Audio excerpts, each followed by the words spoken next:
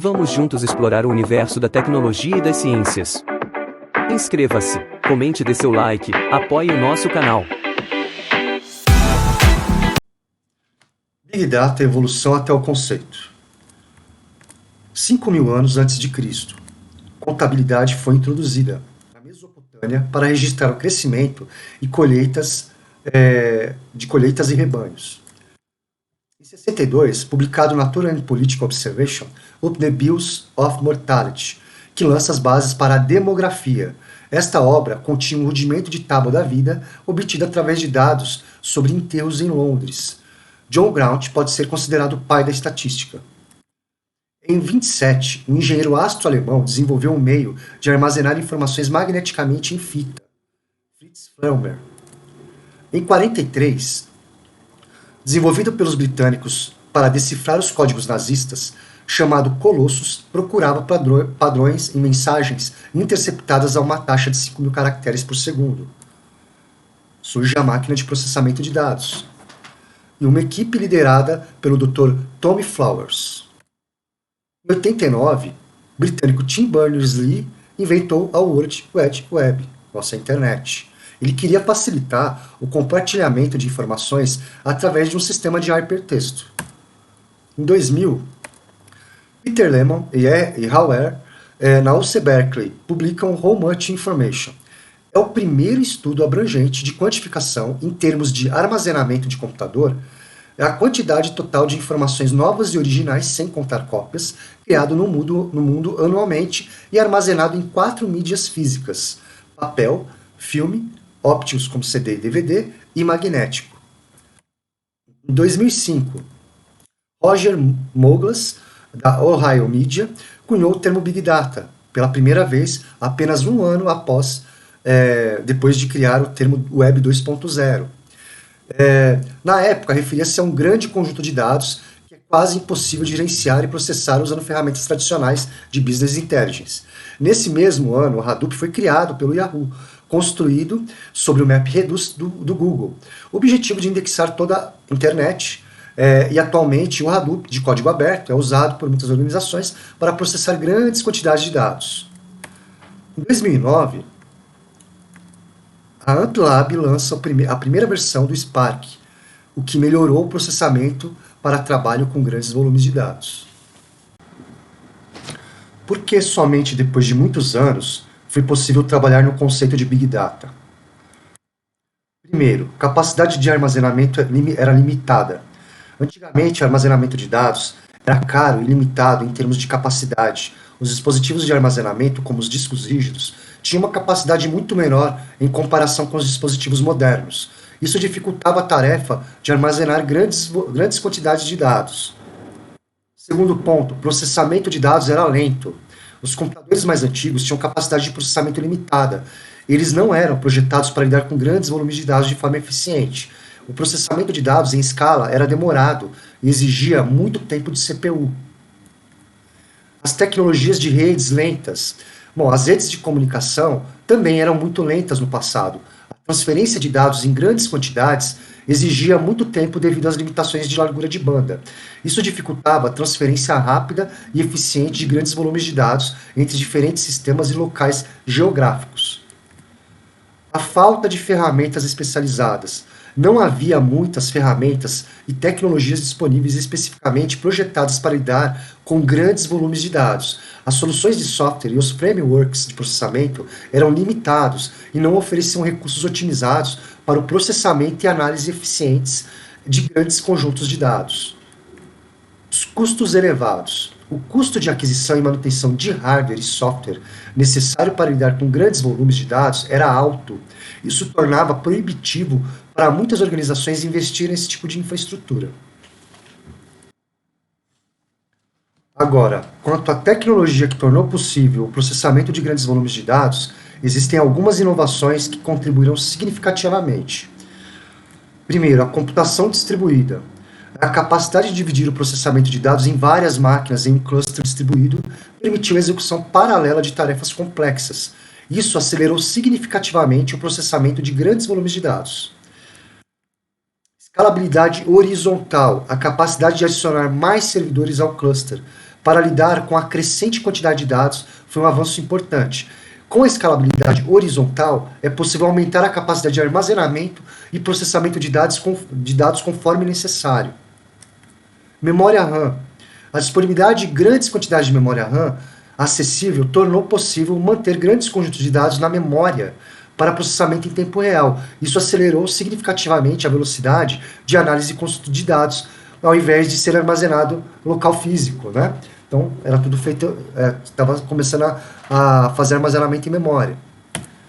Algoritmos distribuídos. O desenvolvimento dos algoritmos e as técnicas otimizadas para operações distribuídas permitiu que as tarefas de processamento e análise de dados fossem executadas de maneira eficiente em um ambiente distribuído. Em conjunto, essas tecnologias e ferramentas permitiram o processamento eficiente de grandes volumes de dados, viabilizando o campo do Big Data e impulsionando avanços significativos em várias áreas. Bom, escala horizontal e vertical. Como a gente já ouviu falar da computação distribuída, escala horizontal, que foi o que contribuiu para que houvesse um trabalho com grandes volumes de dados, então vamos explicar um pouquinho como que era a escala que era usada antigamente, antes de a gente trabalhar com esses grandes volumes de dados, que não viabilizava o trabalho, era uma escala vertical. Hoje a gente consegue fazer uma distribuição desse processamento numa escala horizontal, que possibilitou o trabalho, né? Todo esse trabalho, além do aumento de toda a tecnologia. Então, explicando um pouquinho o que é a parte da escala vertical, que era o que a gente usava antigamente, eu até hoje uso em alguns cenários, a gente usa bastante, também chamado de scale up, refere-se ao aumento da capacidade de processamento de um único dispositivo, como um servidor ou um computador, para lidar com carga de trabalhos maiores. Isso envolve a adição de mais recursos, como processadores mais rápidos, memória RAM adicional, disco rígido maior, para permitir que o sistema gerencie maiores volumes de dados. Então, na escala vertical, a ênfase está em maximizar o desempenho do hardware existente. Então, com uma única máquina, eu fazia todo o processamento. Então, eu aumentava a capacidade dessa máquina para trabalhar todo esse processamento. Tá? E na escala horizontal, também conhecida como scale out, envolve a distribuição da carga de trabalho e processamento em vários dispositivos interconectados. Então, ao invés de eu confiar em um único dispositivo poderoso, vários dispositivos menores trabalham em conjunto para processar os dados em paralelo. E cada dispositivo contribui com uma parte do processamento, dividindo a carga total entre eles. Na escala horizontal, permite aumentar a capacidade de processamento e armazenamento, adicionando mais dispositivos ao sistema, o que permite lidar com grandes volumes de dados distribuídos. E aí, a gente tem um trabalho conjunto das máquinas. Bom, existem várias ferramentas utilizadas no ecossistema do Big Data, foram sendo criados e que contribuiu também para que pudéssemos trabalhar com alto volume de dados. Né? No caso, algoritmos, ferramentas para bancos de dados que pudessem comportar estruturas ou dados não estruturados, ou softwares que pudessem processar dessa maneira distribuída foram criadas, e aí eu vou colocar aqui, vou mencionar esses principais, ok? O primeiro, o Hadoop, tá? O Apache Hadoop é uma das ferramentas mais populares para o processamento de Big Data, e ele fornece um trabalho distribuído para armazenar e processar grandes volumes de dados.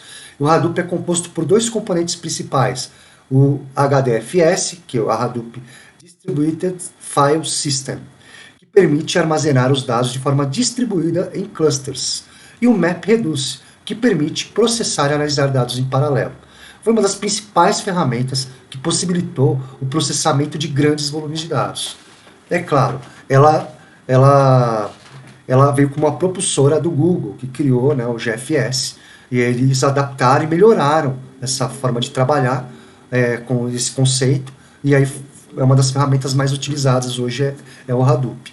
Tá? Em segundo lugar, o Spark. Né? Qual que é a diferença do Hadoop e Spark? Né?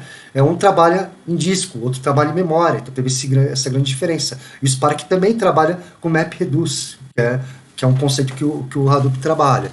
Então, o Apache Spark, que é uma estrutura de processamento de dados em memória, permite a execução de análises avançadas em grande escala.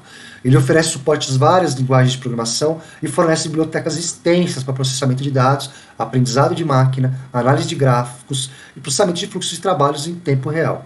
Então, assim, a Spark também veio com uma ferramenta logo depois que melhorou ainda mais o processamento desses grandes volumes de dados, dando mais possibilidade para que pudéssemos explorar todos esses grandes volumes de dados através da ferramenta do Spark. Tá? Mas além dessas ferramentas para processamento, né, para trabalhar, para analisar o dado, nós precisávamos também de uma forma de criar um banco de dados, mesmo que não fosse na estrutura tradicional, para que a gente pudesse armazenar essas informações de alguma forma. Então foram criados também os bancos de dados, os NoSQLs, né, que são projetados para lidar com grandes volumes de dados também não estruturados. Porque se a gente for pegar o trabalho que a gente tinha antigamente, que eram bancos de dados relacionais, que as empresas usavam como Oracle, SQL Server e assim por diante, a gente tinha uma estrutura em tabela ali, em coluna, com índices e tudo mais, e relacionável.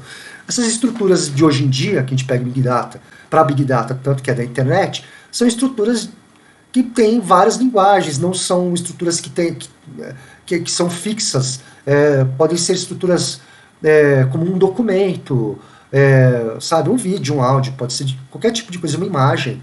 E hoje em dia nós temos algoritmos que conseguem compreender áudio, vídeo, imagem e conseguem dar um contexto para a gente. Que em redes sociais a gente captura muita informação das redes sociais, inclusive para análise de sensibilidade, o que está sendo conversado, o contexto, se ele tem um sentimento positivo ou negativo. Então tudo isso daí são documentos não estruturados. Então precisou se criar dessa forma, né? E sem que nós tivéssemos uma estrutura de tabela fixa. E esses bancos de dados fornecem alta escalabilidade e flexibilidade, né, permitindo armazenar e processar dados de diferentes formatos, como documentos, gráficos, colunas largas, pares chave-valor. Exemplos mais populares de bancos de dados no NoSQL incluem o MongoDB, o Cassandra e o HBase. Okay? Em quarto lugar, as ferramentas de processamento em streaming. E com o aumento da geração dos dados em tempo real, as ferramentas de processamento em streaming, como o Apache Kafka e o Apache Flink, tornaram-se essenciais no ecossistema Big Data. Então elas permitem o processamento contínuo em tempo real dos dados à medida que são gerados, permitindo análises e tomadas de decisões em tempo hábil. Então todas essas ferramentas em conjunto, ao longo do tempo, foram criando uma possibilidade de trabalho com um enorme volume de dados e um tempo de resposta mais rápido, ok?